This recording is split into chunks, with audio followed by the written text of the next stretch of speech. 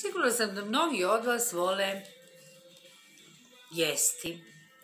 Mnogo vole jesti kolače, slatkiše, one zamamne čokolade i bombone, a i drugu slanu hranu. Ali ni u čemu ne trebamo pretjerivati, jer onda se može dogoditi da se suočimo sa problemima prekomjerne dječje težine. I onda imaju probleme i roditelji i djeca. Ja ću vam danas pročitati jednu priču koja se upravo bavi tim problemom. A priča se zove Bucko.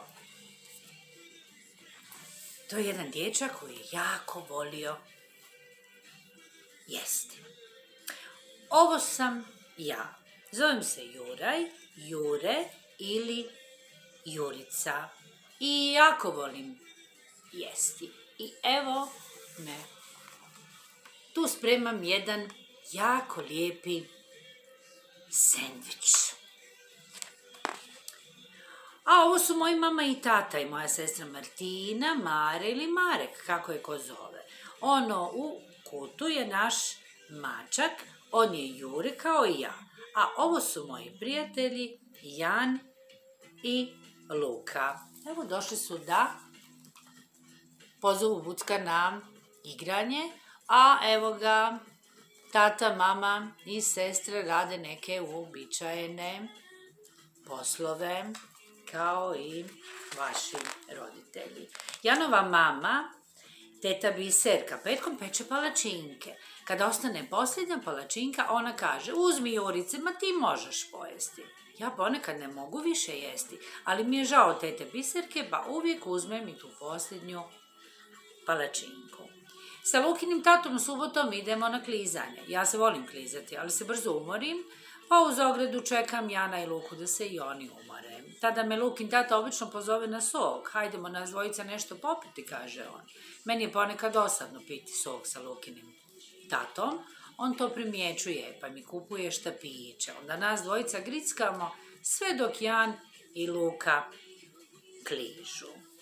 Tako da me svi stalno nutkaju i nude da nešto jedem, jer valjda zbog moje debljine oni misle da ja to uvijek mogu. Ponekad igramo nogomet na igralištu, ali to ne volim previše jer mi veliki dječaci dobacuju: ajde debeli, dodaj loptu, debeli. Ali to jako mrzim. Ne volim ni kada mi se rugaju. Jurica, izjelica, Jure, prazni tanjure. Pitao sam mamu zašto su me nazvali Juraj, a ona je rekla: zato što je to tati meni najljepše ime na svijetu. Bucko moj. Tepala bi mu mama. Tada sam shvatio da nije stvar u imenu. Zvali bi me izjelica čak i da se zovem bilo kako.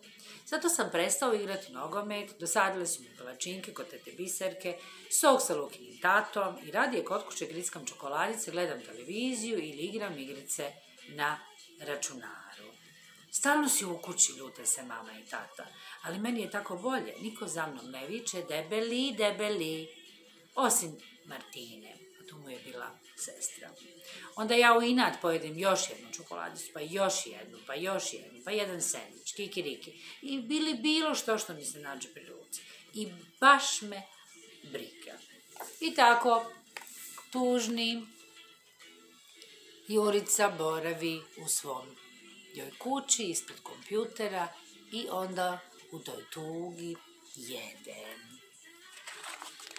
Dosta je toga, rekla je jedan dan mama. Otišla je liječniku i razgovarala s njim. Kada se vratila, rekla je: morat ćemo promijeniti navike, počet ćemo zdravu ishranu.